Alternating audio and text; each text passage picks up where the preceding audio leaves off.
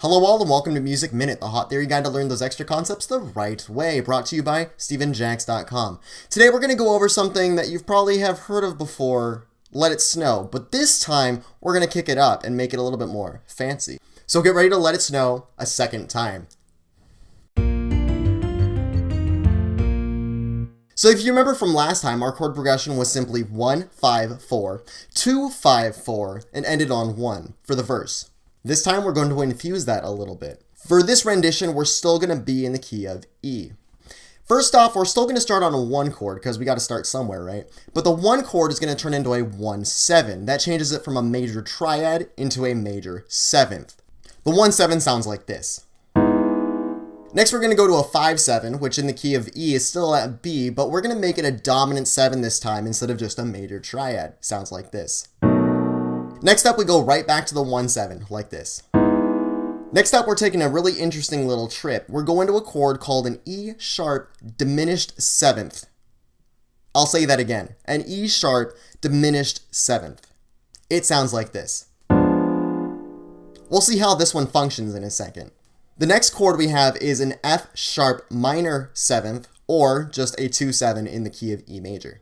Now, going back to that E sharp diminished 7th chord, we actually can see how it functions. It acts as a leading tone, which is the 7th, going up to that F sharp minor 7th.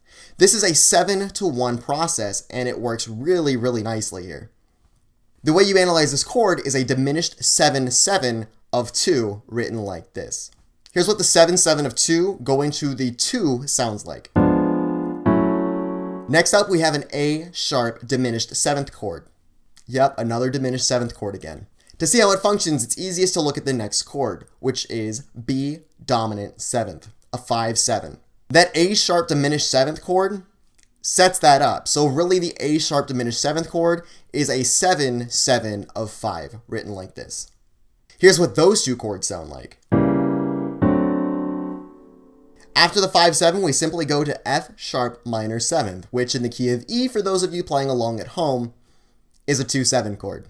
It sounds like this. After the F sharp minor 7, we go to a C sharp dominant 7th chord.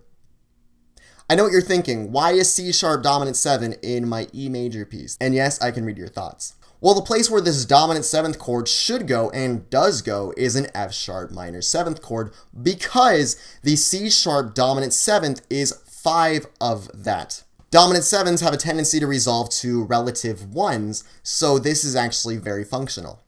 The way you analyze this C sharp dominant 7th chord is as a 5-7 of 2, like this.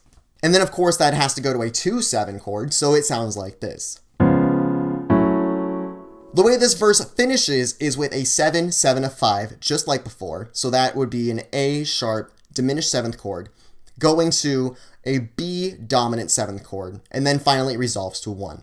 Here's what those last 3 chords sound like. Here's what the whole verse chord progression sounds like.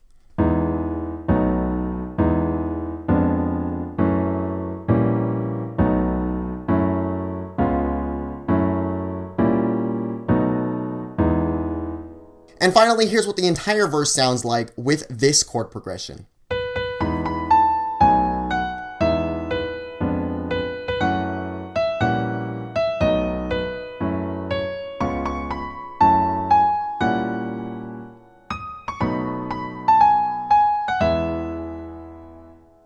Last week I kind of lied to you. The second part isn't as simple as 5, 4, 1, and then back to a 5.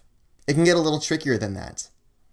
First off, we still start with that 5-7, but it's not really called a 5-7 here because this section is actually in the dominant key. So it's really a 1-7 written like this. This chord sounds like this.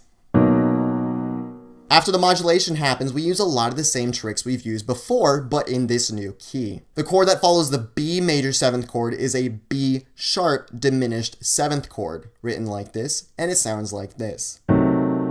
This chord is followed immediately by a C sharp minor triad, and thus it results in a 7-7 of 2 going to a 2. These chords sound like this.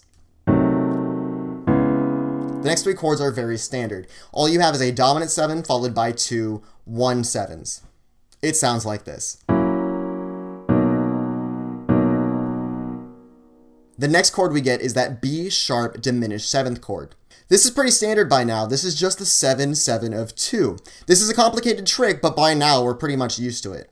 The problem with this chord is where it resolves to. Instead of resolving to a minor 2 chord, which in this case would be C sharp minor, it goes to a C sharp dominant 7th chord.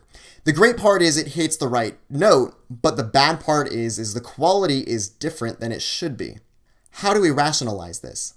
The answer lies with the next chord. The next chord is an F sharp dominant 7th chord, or a 5/7. Thus, the C sharp dominant 7th going to the F sharp dominant 7th is simply a 5/7 of 5 going to a 5/7. Therefore, that B sharp diminished 7th chord kind of goes to 2, but not really. It's kind of a little bit of wiggle room, gray area kind of thing there. After that 5/7, we just go to a 1/7, and we end in the tonic of this section. Here's what those last 4 chords sound like.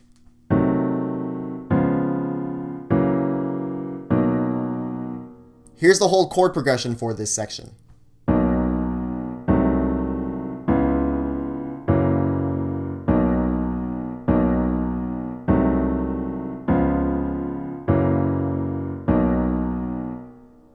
And finally, here's the melody with this chord progression.